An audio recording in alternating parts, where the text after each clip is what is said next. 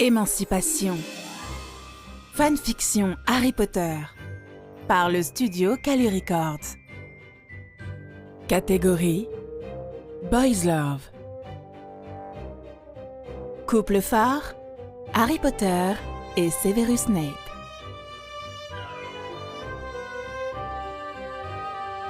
Chapitre 5.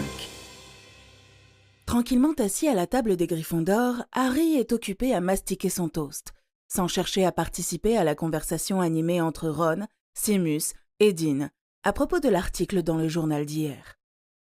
Sans grand effort, il se positionne en retrait. En même temps, parler de sujets aussi futiles revient à se détourner de ceux qui sont importants. Et ces sujets-là, il refuse d'en parler, du moins avec eux.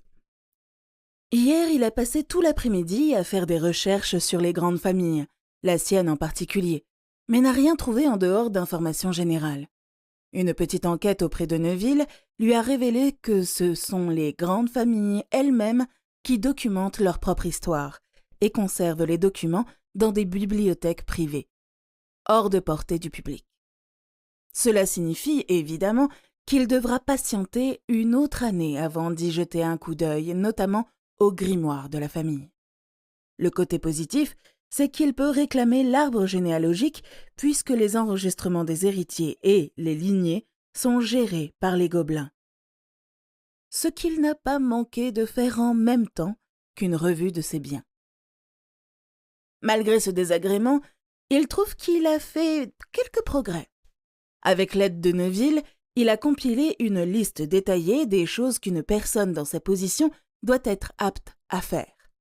Ce fut long, très long, et ça n'a fait que rendre Harry encore plus énervé contre Dumbledore. Il aurait en effet dû être éduqué depuis sa plus tendre enfance, au lieu d'apprendre tout en une seule fois.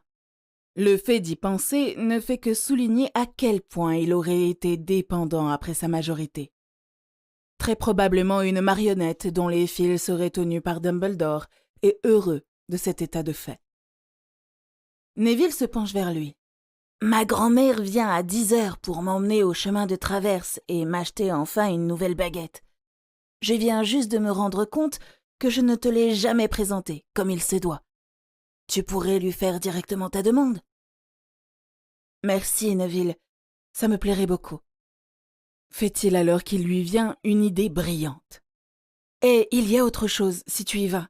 Pourrais-tu retirer de ma voûte 100 galions et les changer en monnaie moldue ?»« Bien sûr !» répond l'autre, un peu surpris. « Parfait !» Harry se retient de se frotter les mains de jubilation. Il sort discrètement sa clé de sa poche intérieure et la remet à Neville. Le sourire disparaît pourtant, pour être remplacé par une rougeur d'embarras lorsqu'il comprend quelque chose. « Tu dis présenter comme il se doit. Est-ce qu'il existe une sorte de protocole qui s'applique dans de tels cas ?» Neville a un sourire en coin. « Bien sûr que oui. Tu veux que je te montre ?» demande-t-il innocemment. Harry le fixe, encore plus rouge.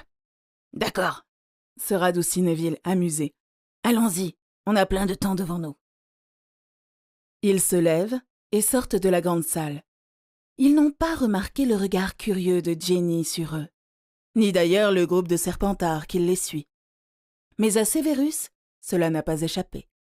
Il s'excuse avant de quitter avec hâte la table professorale. Draco sait que ce qu'il va faire est stupide et dépourvu de dignité. Mais il ne peut pas laisser passer. Il a perdu la face. Les Gryffondor se moquent ouvertement de lui. Les Poufsouffles et les Serres d'Aigle font soit la même chose, soit lui tournent le dos. Même dans sa propre maison, certains le traitent différemment ou rigolent derrière son dos. Il doit évacuer sa frustration sur quelqu'un, et Potter est le meilleur candidat qu'il ait sous la main. Il se hâte de tourner à un coin au 2e étage, remorquant à sa suite Crabbe et Goyle, et aperçoit enfin Potter et Londubat devant lui. Que le brun soit avec Londubat et pas avec la belette est assez étrange à ses yeux. Il les apostrophe en les insultant, les faisant se stopper, et se tourne vers lui. « On se sent suffisant, Potter ?» crache-t-il en se rapprochant. « Attends un peu que Père et les autres soient sortis de là. Toi, ta sang de bourbe et ton traître à son sang devront alors payer. » Il est là, debout, respirant avec difficulté en fixant Potter, qui ne réagit pas, ce qui est plutôt énervant. Aucun sourire triomphal, aucune remarque désobligeante, rien. Potter se contente de le regarder froidement, tout comme Londubat à ses côtés. S'il s'était agi de Weasley, les baguettes seraient déjà dégainées. Potter penche la tête sur le côté, comme s'il contemplait quelque chose. « On est fier de son père, Malfoy. » Interloqué, Drago se redresse. Quoi qu'il ait pu espérer, ça n'a rien à voir. « Dis-moi, Malfoy, » continue Potter, « quelle est la devise de ta famille ?» Ne sachant pas quoi répondre d'autre, il rétorque avec fermeté « Un Malfoy ne s'incline devant personne. » « Vraiment ?» fait le brun d'une voix traînante, une lueur d'amusement dans les yeux. « Pour être honnête, je demande à voir. » C'est alors que surgit Severus. « Que se passe-t-il ici ?» demande-t-il en les observant avec suspicion. « Rien, monsieur, juste une conversation amicale. » réplique Potter. « 10 points en moins pour votre insolence, Potter. Maintenant, partez !» Potter hoche la tête et s'incline à moitié avec galanterie, puis Londubat et lui s'en vont. Draco reste planté là, sentant son monde basculer dangereusement. Les mots de Potter font pression sur une blessure profonde à l'intérieur, qui s'envenime plus ou moins depuis son enfance. « Draco ?» Il lève les yeux vers le visage inquiet de son parrain. « Rien. » Il secoue la tête distraitement. « Ce n'est rien. » Il détourne les talons et poursuit son chemin.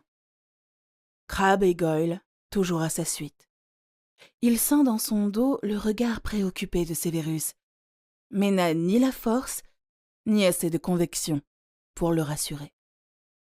Harry se tourne pour demander à Neville si ce couloir-ci est suffisant pour la leçon improvisée et est surpris par le regard que lui lance son ami.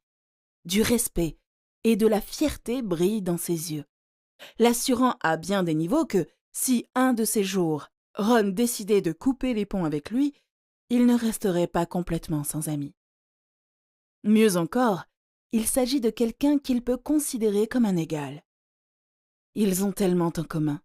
Ils ont grandi et dépassé leurs sentiments d'insécurité. Il ne voit pas pourquoi cela ne devrait pas devenir une amitié pour la vie. Il est persuadé que Neville pense comme lui. 3h15 plus tard, un Harry complètement humilié et désormais préparé à rencontrer avec toute la bienséance requise Madame Londubat. Qui, par Merlin, a estimé qu'il fallait 5 manières différentes de s'incliner, 7 de sourire, 3 pour baiser la main d'une lady et près d'une douzaine pour énoncer des salutations et des adieux. Et ce ne sont là que les basiques. Madame Londubat est en train de patienter dans l'antichambre à côté du hall d'entrée, lorsqu'ils arrivent pile à 10h. « Grand-mère, puis-je vous présenter mon ami Harry Potter ?» Neville vise droit au but. « Harry, voici ma grand-mère, Augusta Londubat. »« C'est un plaisir de vous rencontrer, Madame Londubat, » fait Harry en faisant une courbette. La dame hautaine les regarde tous les deux, puis tend sa main à Harry qui la baise consciencieusement. « Eh bien, je vois que vous vous souvenez enfin de vos manières. Un peu trop tard, mais mieux vaut tard que jamais. » Il s'assoit pour faire causette jusqu'à ce que Harry trouve finalement une ouverture pour poser ses questions. « Je dois avouer que j'ai un petit service à vous demander, madame. » Sourit Harry avec nervosité. « Je suppose que vous avez lu les articles me concernant, publiés cette année par le prophète. » L'air sévère, elle acquiesce d'un signe de tête. « Je désire poursuivre le journal et obtenir une compensation, et je voulais vous demander de me recommander un bon avocat dans cette affaire. » Madame Londubat donne son consentement par un sourire. « Mais bien sûr, monsieur Potter, Ce n'est guère difficile. Merci, madame. Lorsque la femme et Neville s'éloignent, ce dernier lève les pouces derrière le dos de sa grand-mère, le confortant sur le bon déroulement de l'entrevue. Harry retombe sur sa chaise en soupirant de soulagement.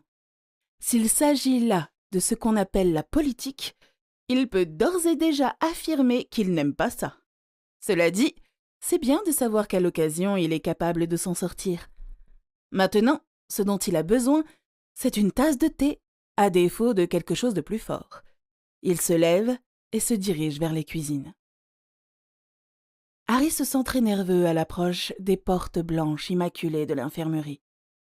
Il sait très bien que contrairement à Ron, qui lui donnerait ses foutues brochures et s'en laverait les mains, Hermione ne va pas le lâcher sans exiger une explication. Le hic, c'est qu'il ne parvient pas à décider quoi lui dire.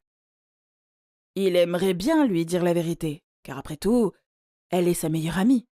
Et puis, il préférerait ne pas les conduire, mais c'est là que réside tout le problème.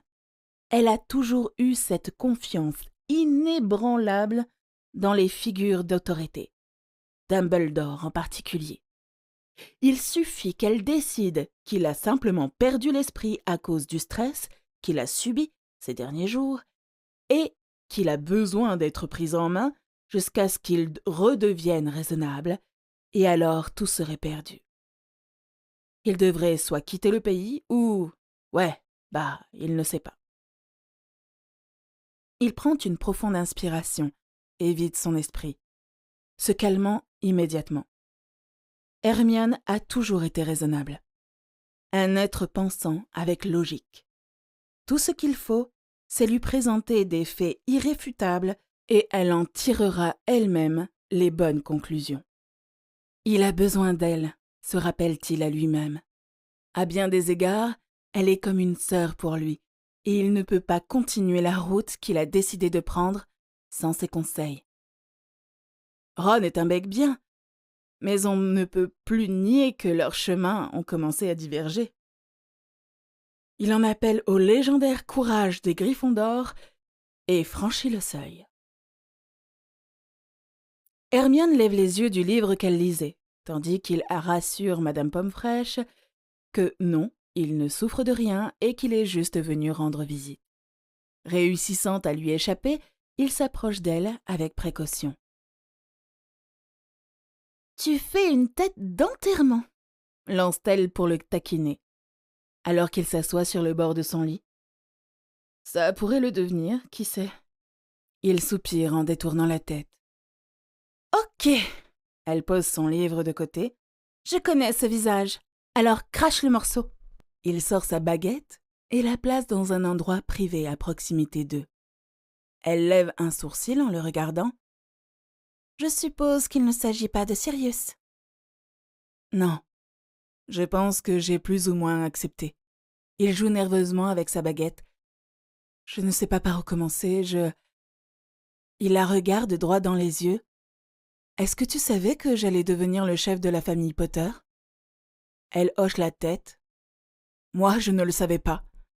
Je ne connaissais même pas l'existence de trucs comme les grandes familles ou l'héritage des sièges de Wizengamot. Est-ce que tu savais que j'allais hériter d'un tas d'argent ?»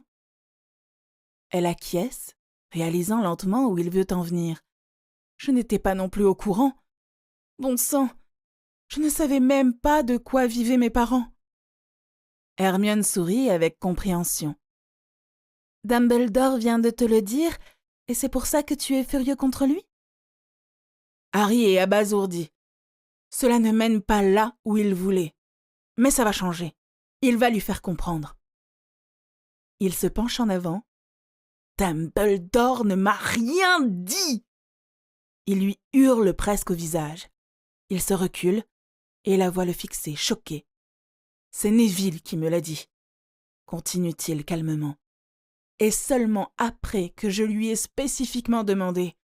Car pour la première fois de ma vie, j'ai soupçonné que ce vieil enculé me cachait des choses sans aucun rapport avec Voldemort ou la guerre. Ils restent silencieux pendant quelques minutes.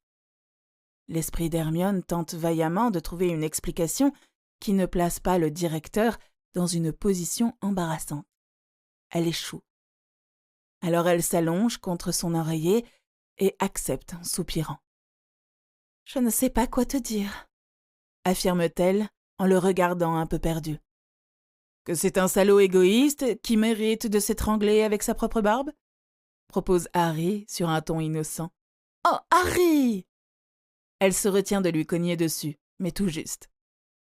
Le silence tombe de nouveau. « Qu'allons-nous faire ?» Il sourit, soulagé. « Nous, pas tu. » Pas grand-chose pour l'instant. Il se frotte la nuque. « De toute façon, on ne peut rien faire avant que je n'atteigne ma majorité. » Puis il se souvient de la liste. Il la sort de sa poche, retire le charme de protection et la lui tend. « Voici un petit extrait de tout ce que je devrais déjà savoir et que mes futurs pères attendent que je connaisse. » lance-t-il avec sarcasme. Elle prend connaissance de la liste, après quoi elle le regarde d'un air entendu. « Tu vas devoir t'organiser. » Il éclate de rire. « Ça, c'est ma Hermione. » Il se penche et vient l'embrasser sur le front. « Ne va pas trop vite !» Elle le tape sur le torse, le repoussant. « Bien sûr, ça veut dire pas de Quidditch pour toi l'année prochaine. »« Oui, j'y ai déjà pensé, merci. » Il soupire en montrant qu'il souffre grandement de la situation. « Tu y survivras. » Elle lui tapote le bras pour le réconforter et prend sa baguette pour dupliquer la liste. « Je vais y jeter un coup d'œil et organiser un planning pour toi pour cet été. »« Merci. Je voulais te demander, ces brochures d'introduction et ces livres que tu as reçus en tant que né moldu, tu les as toujours, n'est-ce pas ?»« Bien sûr que oui, tu le sais très bien. » Elle plisse les yeux d'un air taquin. « Regarde dans ma malle sous le lit. Il contient un compartiment sur le côté. » Harry saisit des objets déjà rétrécis et les met dans sa poche. Repoussant la malle à sa place, il se rassoit sur le lit et la fixe avec sérieux. « Ne le dis pas à Ron. »« Non, » accepte-t-elle en soupirant. « Il est fort probable que Ron ne comprenne pas. » Elle sourit brusquement. « Oh, lorsqu'il va découvrir que tu quittes l'équipe !»« Je risque d'en entendre parler jusqu'à la fin des temps. » ricane-t-il. « Mais Ginny a fait du bon boulot cette année, donc ce ne sera pas une grande perte. Et concernant ma soudaine ardeur pour l'étude, cela peut passer pour un souhait de ma part de devenir le meilleur possible en vue de la guerre qui se prépare, ce qui ne constitue pas un mensonge en soi. » Hermione penche la tête en le fixant. « Tu as changé, tu sais ?»« Je sais. » Il sourit tristement. « On appelle ça grandir, ou quelque chose du genre. » Cette fois, elle le frappe. De nouveau, ils sont perdus dans leurs pensées. Un truc qu'ils ne pourraient jamais faire avec Ron, s'asseoir et réfléchir dans un silence confortable. Ils réalisent brusquement qu'un point reste en suspens. « Comment ça se passe, ton occlumencie ?» Il lui demande, la prenant par surprise. Elle cligne les yeux. « Comment es-tu au courant ?» Il lève un sourcil. « Eh bien, » elle lui envoie un sourire timide. « Ça progresse assez bien. Les exercices de yoga de ma mère semblent être d'un grand secours. Tu devrais essayer. »« Pas besoin. Il semblerait que chez moi, ce soit un don naturel. » Hermione le fixe pendant un long moment, complètement larguée, avant de bafouiller. « Et c'était quoi alors avec Snape ?» Si je dois te donner une réponse, je dirais que c'est parce que Snape était celui qui enseignait. Mon cerveau refusait simplement de suivre ses directives à lui. Il entrevoit le mouvement de ses mains sur ses hanches et poursuit rapidement. De toute façon, ce n'est pas comme s'il m'enseignait vraiment. Elle réfléchit à son argument. « Est-ce que toi aussi, tu vas me balancer des théories de conspiration à la Ron ?»« Non, Ron ne voit que des serpentards maléfiques et des mange-morts partout. Moi, j'affirme que Snape agit sous les ordres de Dumbledore. » commente-t-elle en fronçant les sourcils. Elle reconnaît que cela a du sens. Harry voit Madame Pomfrèche sortir de son bureau et ôte le charme de protection. Monsieur Potter, vous êtes toujours là? C'est bientôt le couvre-feu. J'allais partir, madame. Il se tourne vers Hermione. Bonne nuit, à moins que ce bordel ne te fasse faire des cauchemars. Puis-je savoir depuis quand tout ce qui te concerne ne me donne pas de cauchemars? Je suis vexée. Il se met à bouder de façon adorable, la main sur son cœur alors qu'il se dirige vers la porte. Bonne nuit, Harry, lui lance-t-elle en secouant la tête face à ses pitreries. Qu'il ait grandi ou pas, il est toujours son petit frère. Severus est occupé dans son bureau à noter la dernière copie d'examen de l'année lorsque les barrières de protection l'informent que l'un de ses étudiants de 5e année est derrière la porte. « Entrez !» répond-il au cou. Il lève les yeux et pose sa plume. « Monsieur Note, prenez un siège. »« Bonsoir, monsieur. » Le jeune homme s'assoit sur le siège face au bureau. « Je dois vous parler d'un problème qui requiert votre assistance. » Severus l'invite à continuer, se doutant à l'avance de l'objet de la discussion. Il a eu beau n'être chef de maison que pendant 1 année lors de la guerre précédente, mais c'est plus que suffisant pour lui donner une petite idée des conséquences subies par les enfants. « Comme vous le savez, mon père a été condamné il y a 2 jours, » explique Note sans aucune émotion. « Malheureusement, je n'ai pas d'autres proches qui pourraient prendre en charge ma tutelle. Vu que je serai bientôt majeur, le ministère m'a autorisé à rester chez moi cet été, à la condition qu'un adulte prenne la responsabilité à la place de mes parents. Je voulais vous demander si vous pouviez prendre sur votre temps pour le faire, monsieur. » Bien entendu, monsieur Note. Severus ouvre un tiroir et en sort les formulaires appropriés qu'il a commandés 4 jours plus tôt. Je viendrai vous rendre visite, disons, 1 fois par semaine, pour m'assurer de votre bien-être, l'informe-t-il en lui tendant le document. Note n'est même pas surpris de les voir en main. Contrairement à certains de ses collègues, Severus sait très bien que le garçon est loin d'être stupide. Après les avoir signés et scellés, il fait 2 copies, en donne une à Note et met l'autre de côté. Je vais les envoyer tout de suite. Merci, monsieur. Note se lève pour s'en aller. Pas besoin de faire le lèche-botte avec Severus. Bonsoir. Il s'incline avant de quitter les lieux. Severus lâche un soupir et se masse l'arête du nez. Alors, ça y est, ça a commencé. Il espère seulement qu'Aurora se débrouillera après son départ. Il a insisté tout particulièrement auprès de Dumbledore pour qu'il lui confie le poste à elle et non à Slughorn, qui est revenu enseigner les potions l'an passé. Le directeur en a été désappointé. Enfin, juste un peu. Il est à peu près sûr que ses souhaits seront respectés. Si c'est la dernière chose qu'il peut faire pour ces Serpentards, qu'il en soit ainsi. Vous venez d'écouter Émancipation, une fanfiction Harry Potter, par les studios Calu Records. N'hésitez pas à consulter la suite. À très bientôt dans le prochain chapitre.